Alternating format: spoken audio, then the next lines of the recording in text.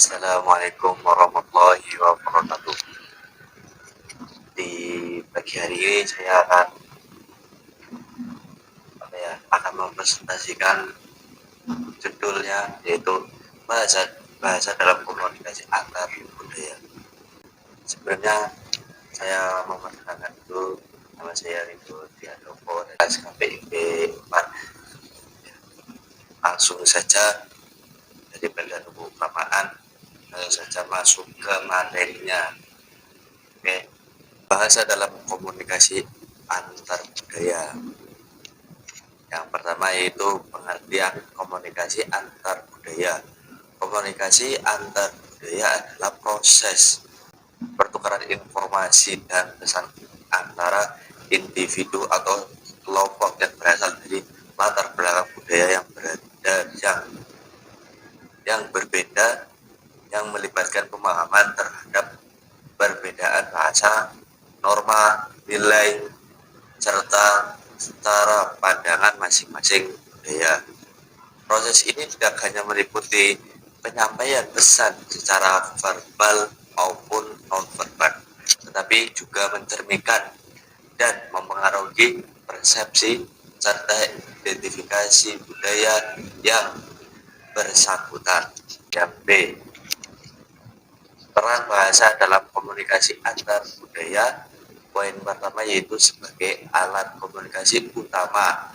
Pertama, bahasa berperan sebagai alat penyampaian informasi. Melalui bahasa, seseorang dapat menyampaikan ide, pikiran, dan perasaan kepada orang lain. Dalam komunikasi antar budaya, kejelasan bahasa sangat penting agar pesan tidak disalah artikan. Poin yang kedua, mencerminkan budaya. Mencerminkan budaya, bahasa berfungsi sebagai cerminan budaya. Cara seseorang berbicara, memilih kata, dan menyusun kalimat biasanya dipengaruhi oleh budaya asalnya. Ini menunjukkan bahwa bahasa tidak bisa dipisahkan dari budaya itu sendiri. Yang poin yang ketiga, mempengaruhi pemahaman. Bahasa berperan dalam membangun hubungan sosial. Penggunaan bahasa yang tepat dapat menciptakan hubungan yang baik dan harmonis antara individu dari budaya yang berbeda. Selanjutnya, poin yang keempat yaitu membangun hubungan sosial. Membangun hubungan sosial yaitu bahasa membantu dalam menciptakan pemahaman bersama. Dalam komunikasi antar budaya sering terjadi perbedaan makna atau persepsi. Oleh karena itu, bahasa digunakan untuk menjelaskan, menegaskan, dan mengklarifikasi pesan agar dapat dipahami dengan benar. Selanjutnya yang C yaitu pengamatan dalam komunikasi antar budaya. Poin yang pertama yaitu perbedaan bahasa. Ketika dua orang menggunakan bahasa yang berbeda, proses komunikasi terjadi lebih sulit, bahkan jika menggunakan bahasa yang sama. Perbedaan dalam pemahaman kata atau istilah bisa tepat menimbulkan kesalahpahaman. Terus poin yang kedua itu perbedaan makna. Suatu kata, simbol, atau ungkapan bisa memiliki arti yang berbeda di setiap budaya. Hal ini sering menyebabkan pesan yang disampaikan tidak sesuai dengan maksud sebenarnya, sehingga menimbulkan kesalahpahaman. Misalnya, kata atau ungkapan yang dianggap sopan dalam satu budaya bisa dianggap kasar atau tidak sopan di budaya lain. Selanjutnya poin yang ketiga yaitu aksen dan alek diungkapkan yang berbeda. Seperti aksen dan alek dapat menimbulkan lawan bicara sulit memahami pesan yang disampaikan. Oleh karena itu, hal ini biasanya terjadi dalam komunikasi lintas daerah atau negara, di mana variasi pengucapan dapat menghambat kejelasan kejelasan komunikasi. Terus yang poin keempat, penggunaan istilah atau idiom. Penggunaan idiom atau bahasa kiasan yang khas dalam satu budaya belum tentu dimengerti oleh budaya lain. Akibatnya, pesan yang disampaikan bisa menjadi tidak efektif dan menimbulkan kebingungan. Yang selanjutnya dampak kesalahan bahasa. Dampak kesalahan bahasa yaitu kesalahpahaman, perbedaan arti kata, struktur kalimat, atau cara penyampaian bisa membuat pesan yang diterima berbeda dari maksud sebenarnya. Hal ini sering terjadi ketika seseorang tidak memahami konteks budaya lawan bicara.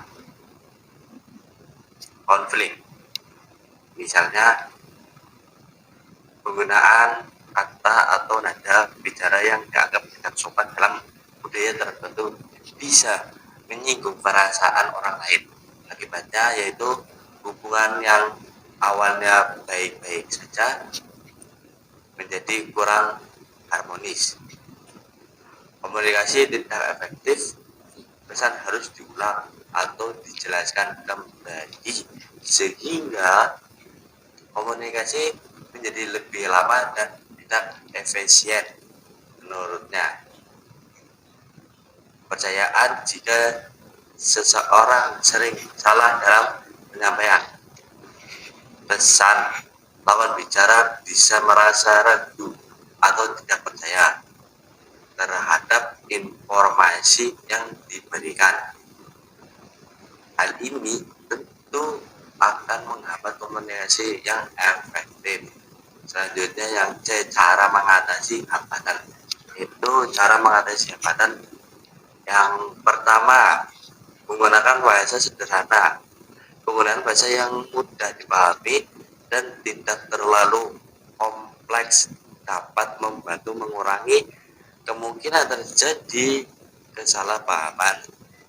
Dengan kata lain, menghindari penggunaan istilah yaitu kalimat yang rumit akan memudahkan lawan bicara memahami pesan yang disampaikan. Yang kedua, belajar bahasa lain memiliki pengetahuan dasar tentang bahasa lawan bicara dapat meningkatkan komunikasi. Dengan belajar bahasa lain, seseorang dapat lebih memahami makna kata, idiom, dan nuansa budaya yang terkait sehingga komunikasi menjadi lebih efektif dan tidak menimbulkan salah pengertian. Selanjutnya yang ketiga, memahami budaya lawan bicara. Memahami budaya lawan bicara, memahami norma, adat, dan kebiasaan budaya lawan bicara sangat penting agar pesan yang disampaikan sesuai dengan konteks budaya mereka. Hal ini membantu menghindari penggunaan kata atau nada bicara yang dianggap tidak sopan atau menyinggung perasaan orang lain. Yang keempat, klarifikasi pesan, mengulang atau menekankan kembali. Pesan yang disampaikan dapat memastikan bahwa lawan bicara memahami maksud sebenarnya. Teknik ini penting untuk menghindari kesalahpahaman yang disebabkan oleh perbedaan interpretasi. Selanjutnya yang kelima, menggunakan bahasa tubuh. Selain kata-kata, bahasa tubuh seperti gerak tangan, ekspresi wajah, dan postur tubuh dapat memperkuat dan pesan yang disampaikan. Penggunaan bahasa tubuh yang sesuai dan sopan dapat membantu menjelaskan maksud dan meningkatkan pemahaman dalam komunikasi lintas budaya. Selanjutnya yaitu kesimpulan. Kesimpulannya yaitu berdasarkan